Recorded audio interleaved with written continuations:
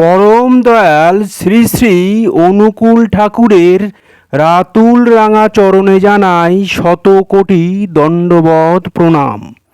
জয় গুরু সকল ইষ্টপ্রাণ দাদা ও মায়েরা।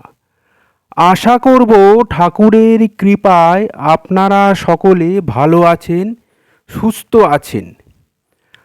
আপনার পুজোয় যে ঈশ্বর তুষ্ট হয়েছেন সেটা বুঝবেন কিভাবে? আমার ঈশ্বর পূজা সফল হয়েছে কি না সেটা কিভাবে বুঝব? অর্থাৎ কোন ধরনের পূজা ঈশ্বরকে তুষ্ট করে সেই বিষয় নিয়ে আজকে আলোচনা করব। তাহলে প্রথমে আমাদের জানতে হবে পরম দয়াল শ্রী শ্রী ঠাকুর পূজা বলতে কি বুঝিয়েছেন। পূজা মানে সম্বর্ধনা। আমাদের প্রচলিত ধারণা ছিল যে সচন্দন বিল্বপত্র পুষ্পাঞ্জলি এটাই হলো পুজো। কিছু নিয়মকানুন, কিছু উপচার, এর মধ্যেই পূজা সীমাবদ্ধ। কিন্তু ঠাকুর কি বললেন? ঠাকুর বললেন পূজা একটা বৃহৎ ব্যাপার এবং সেটা সমগ্র জীবনকে নিয়েই পূজার পরিসর। আমরা দৈনন্দিন জীবনে নিত্যদিন কিন্তু পুজো করি।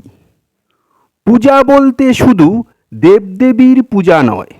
দেখতে গেলে আমরা যেখানে কর্ম করি সেখানকার যিনি অধিপতি অর্থাৎ বস তাকে পূজা করি এবং বাড়িতে বাড়ির কর্তাকে আমরা পুজো করি।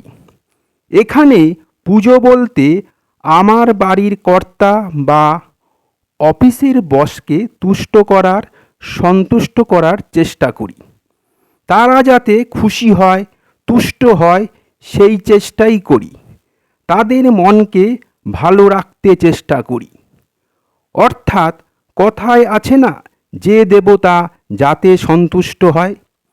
যেমন অফিসের বসকে যেভাবে তুষ্ট করা যাবে, বাড়ির কর্তাকে যে একই উপায়ে তুষ্ট করা যাবে এটা তো নাও হতে পারে। যেমন মহাদেবকে কেবল বেলপাতা একটু ফুল দিয়ে পুজো করলেই কিন্তু মহাদেব তুষ্ট হন। আবার এমন অনেক দেবতা আছেন তাদের পূজার পদ্ধতি কিন্তু আলাদা, পূজার সামগ্রী কিন্তু আলাদা। অর্থাৎ আসল বিষয়টি হলো আমি যাকে পুজো করছি তিনি কিসে খুশি হন, তিনি কিসে তুষ্ট হন সেটা আমাকে জানতে হবে এবং তিনি যেভাবে তৃপ্ত হবেন, তুষ্ট হবেন তাকে সেইভাবেই তুষ্ট করতে হবে। বাড়ির কর্তা বা অফিসের বসকে আমরা যে পুজো করি এর পিছনে কিন্তু আমাদের স্বার্থ জড়িয়ে থাকে। যেমন অফিসের বসকে তুষ্ট করতে পারলে আমার উন্নতি হবে এবং বাড়ির কর্তাকে তুষ্ট করতে পারলে বাড়ির শান্তি বজায় থাকবে। এই রকম কিছু একটা চাহিদা কিন্তু থাকে। যেমন ধরুন সরস্বতীর পূজা আমরা করি যাতে আমাদের পড়াশোনা ভালো হয়, পরীক্ষায় ভালো ফল করতে পারি। আবার ধরুন এই সিদ্ধিদাতা গণেশের পুজো করা হয় যখন আমাদের সিদ্ধির প্রয়োজন হয়। আবার অর্থের যখন প্রয়োজন হয় তখন আমরা মা লক্ষ্মীকে তুষ্ট করার চেষ্টা করি। এখানেও কিন্তু মনের মধ্যে কামনা বাসনা নিয়ে পুজো করা হয়। কিন্তু ঈশ্বরের পূজা সেটা কীরকম হয়? ঈশ্বর লাভের জন্যই ঈশ্বর পূজা করতে হয়। ঈশ্বর কিসে খুশি হন? আসলে ঈশ্বর পূজা আলাদা করে কিছু পূজা করাই যায় না, কারণ তার কোনো ইচ্ছাই নেই। আমাদের ইচ্ছাই তার ইচ্ছা। আমার পূজা সার্থক হলো কি না তার দুটি লক্ষণ হলো, এক হলো আমরা যার পূজা করছি তিনি যেভাবে পূজা পছন্দ করেন সেইভাবে পুজো করছে কি না, আর দ্বিতীয় হলো আমি যে আশায় পুজো করছি সেই আশাটা কতটা পূর্ণ হলো।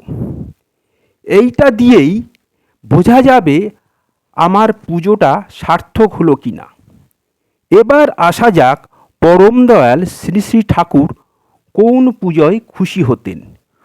পুজোর মধ্যে ভক্তের কিছু নিবেদন থাকে, সুতরাং ঠাকুরকে অতি সামান্য জিনিস ভক্তি ভরে ভালোবাসা নিয়ে নিবেদন করা হলে তিনি তাতেই খুশি হতেন। পরম দয়ালকে তার ভক্তেরা অন্তরের ভালোবাসা দিয়ে ভক্তি ভরে যা নিয়ে আসতো ঠাকুর তাই গ্রহণ করতেন এবং তা ঠাকুর মাথায় তুলে রাখতেন। ভক্তি হলো আসল জিনিস, আসল উপাচার। যখন আমার শ্রদ্ধা সম্বর্ধিত হবে আমি তখনই বুঝব আমার ঈশ্বরের পূজা সার্থক হয়েছে। আমি নিত্য পূজা করছি কিন্তু আমি যোগ্য হয়ে দক্ষ হয়ে উঠলাম না, আমি জীবনে সফল হতে পারলাম না, তার মানে আমি ঈশ্বরকে তুষ্ট করতে পারলাম না। ফলের দ্বারাই বুঝতে পারবো যে আমি ঈশ্বরকে সন্তুষ্ট করতে পারলাম কি না। আমরা অনেক দেবদেবীর পূজা করি, কিন্তু ইষ্ট পূজাই হলো একমাত্র পূজা। এই ইষ্ট পূজা ছাড়া আর কোনো পূজাই সার্থক হয় না। পরম দয়াল শ্রী শ্রী ঠাকুর এই কথাটা বহুবার আমাদের বুঝিয়েছেন। এক ভক্ত ঈশ্বরকে প্রশ্ন করলেন, হে ঈশ্বর, তোমার পূজা আমি কিভাবে করব? তোমাকে কিভাবে তুষ্ট ও তৃপ্ত করব?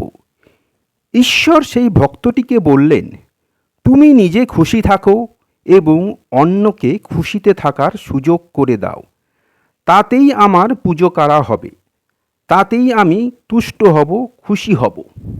সুতরাং এর থেকে বোঝা যায় যে ঈশ্বর ভক্তের কাছে কিছুই চান না, একটু ভক্তি ও ভালোবাসা ছাড়া। ভক্তরা খুশি থাকলে তিনিও খুশি হবেন। পরম দয়াল শ্রী শ্রী ঠাকুর তার ভক্তদের বলেছিলেন, মানুষের খুব করে সেবা করুন, নরনারায়ণ সেবা করুন, সবাইকে তুষ্ট করে তৃপ্ত করে ভোজন করান, কারোর কোনো অসুবিধা যেন না হয় সেটা দেখবেন। সুতরাং তার পুজো বলতে কী বোঝায় সেটা এর থেকে বোঝা যায়। আজকের ভিডিওটা এখানেই শেষ করলাম। আশা করব ভিডিওটা আপনাদের ভালো লাগবে। ভিডিওটা ভালো লাগলে লাইক করবেন, বেশি বেশি করে শেয়ার করবেন যাতে আরও অনেকে উপকৃত হন। আমার চ্যানেলটা সাবস্ক্রাইব করবেন এবং আমার পাশে থাকবেন। এরকম আরও অনেক অজানা ঠাকুরের তথ্য নিয়ে যাতে হাজির হতে পারি। সবাই ভালো থাকবেন, সুস্থ থাকবেন, আনন্দে থাকবেন।